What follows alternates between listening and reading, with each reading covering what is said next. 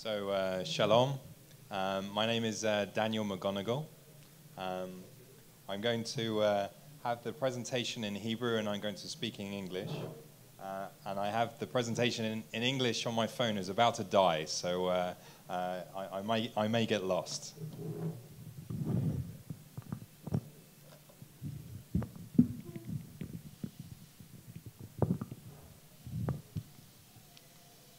So, to explain, I represent Mansard Capital Management. We work in conjunction with the Sellar Group. So it's the coming together of an asset manager. We are a regulated asset manager with a high level of experience, both in the UK and internationally. And we work with the Sellar Group, who are world-renowned for the award-winning delivery of the Shard in London, which those of you who don't know, I have a picture in a moment. But the Shard is the tallest building in the UK and the tallest building in Europe. And as a developer, they have an experience of over 25 years. And within that experience, a very seasoned development team that has got very good relationships with both local and central government. So we are investing as a fund, allowing private investors to come and co-invest alongside sovereign wealth investors and institutional investors in large-scale development projects that are run by the Sellar Group. I will skip this slide simply because of time, and I had a practice earlier on, and I ran out slightly. So moving on, this is the Shard, for those of you who don't know. So this is an example, and I think an example around the world, and I travel around the world. I've lived in many cities, including places like Hong Kong, and I don't think there's an example of a building that is truly a vertical city. This building is on top of London Bridge train station. It has bars and restaurants at the below, has a London Underground coming into the building. It's commercial, it has a hotel, has restaurants and bars, it has a viewing gallery, so again, it's for tourism, and also, if you can afford it, it has residential towers within the tower as well. So we work with a developer that built the Shard, but in terms of looking at what do we do, well, we're investing within London and within London only. And many of you will say to me, or the question that I have, and Andrew said this earlier on, the first thing that people say is, oh, you're British. What about Brexit? Well, my answer on Brexit is, even the politicians don't know what's going on with Brexit. But if I look at the fundamentals of the UK, number one, we have a supply-demand imbalance, just like you have here in Tel Aviv. Okay, in London, we need 50,000 homes a year to keep up with the current population. London has now grown to around 8 million, and it's expected to grow further to around 11 million. So regardless of Brexit, whether it's a hard border or a soft Brexit, to keep up with the current demand, we need 50,000 homes. On average, over the last 2 decades, we've had around 16,000 homes actually being delivered. In 2017, that was a record year. We delivered 19,200 homes. But again, much like Tel Aviv, there's a lot of foreign investment, typically 50-50. 50% is domestic and 50% is foreign, because foreigners like to buy in London because of they see it as a safe haven.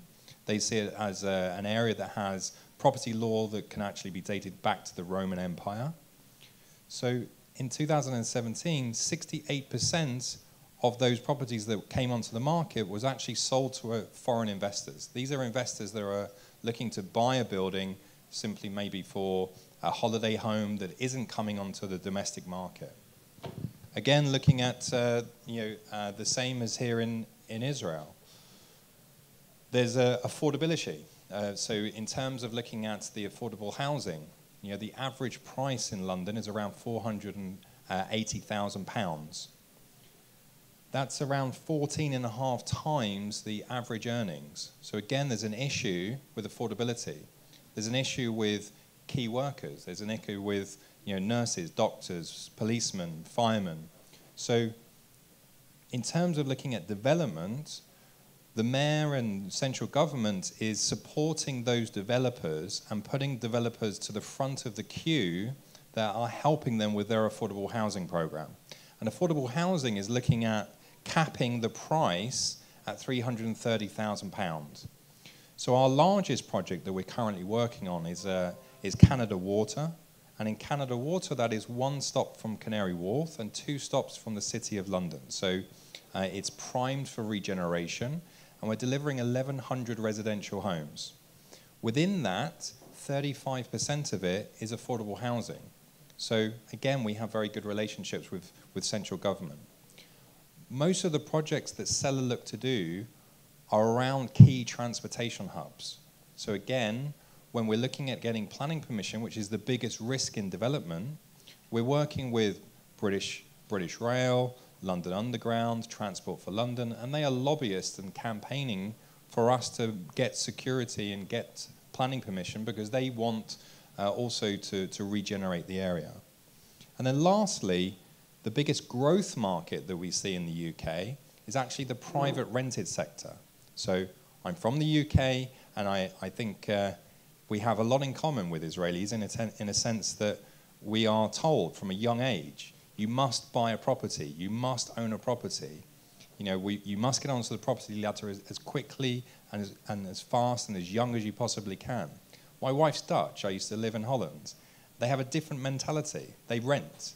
The Germans, they rent. And even when they buy, they rent from the bank. They take an interest-only mortgage, and they simply just pay off the debt when they die. They don't want to repay and eventually own their home.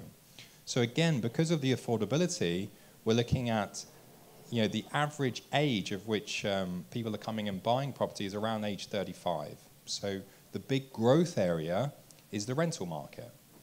But again, the government is trying to move away from small landlords that are not necessarily the most ethical landlords, and the biggest growth area is provided by institutional investors. So that is pension funds, sovereign wealth, institutional investors that are coming in and buying purpose-built buildings that are available to rent. And I'm moving forward because of time. So we invest into projects on a debt and an equity basis. So we are primarily what we would consider as an asset-backed lender. So we take security of the underlying asset, being the land and the project, and we lend money to the developer, generating around 12% back to the fund. But we also take an equity stake in the underlying project. So each project that we have is set up as its own separate company, and we take an equity stake in that company. And once the project comes to fruition, so that's either post-planning permission, we have the option to come out, or at the end, i.e. construction, and then we're selling. And we get a share of the profits, which of course we then share with our investors. In terms of our projects, maybe not. So these are our current projects. For those of you who don't know London, this is Camden, very close to Teddy Segee's Camden Market. We have London Bridge, which is next to the Shard, over there on the right. This is Seal House, the third inn, which is in the City of London. We have Paddington Cube, which is above Paddington train station, and then Canada Water, which is I mentioned a moment ago. So these are our main projects that we've invested into. And as I say, we invest alongside the developer's own personal family money, alongside sovereign wealth and institutional investors, and give private investors the opportunity to invest in somewhat landmark buildings that are across the city.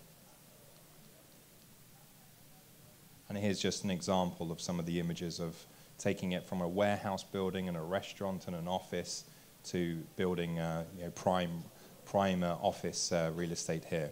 One thing that's important to point out as well, we're a mixed-use developer. Each project that we operate tends to be led by either commercial, residential, but will also include retail. And here's some before and after pictures.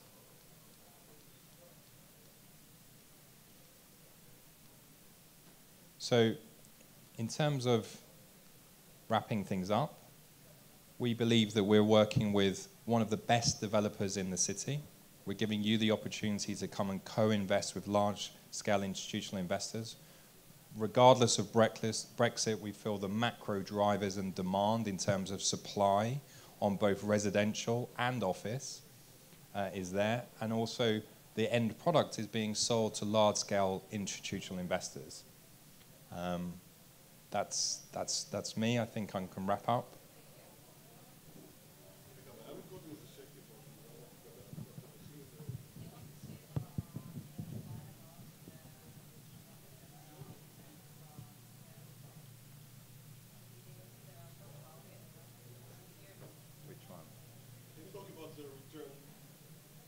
Yeah.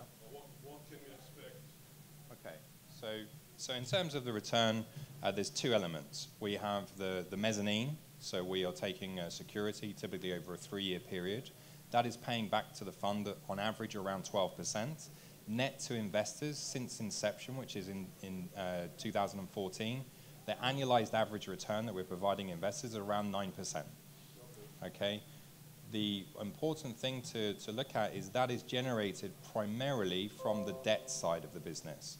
So we also have the profit that's to come in. So all of the projects are one's in construction and the other are all in planning.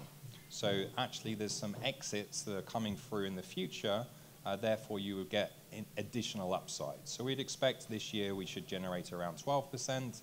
Next year we don't currently have a planned exit on any projects, but the year after, again, we have some exits on some of the projects. We invest in the fund or in specific projects? So you invested in the fund, and we as the fund manager, we provide the corporate governance and basically the asset allocation and decide how much we're going to invest, how much debt, how much equity, what is the term, and so on. Okay, thank you. Thank you.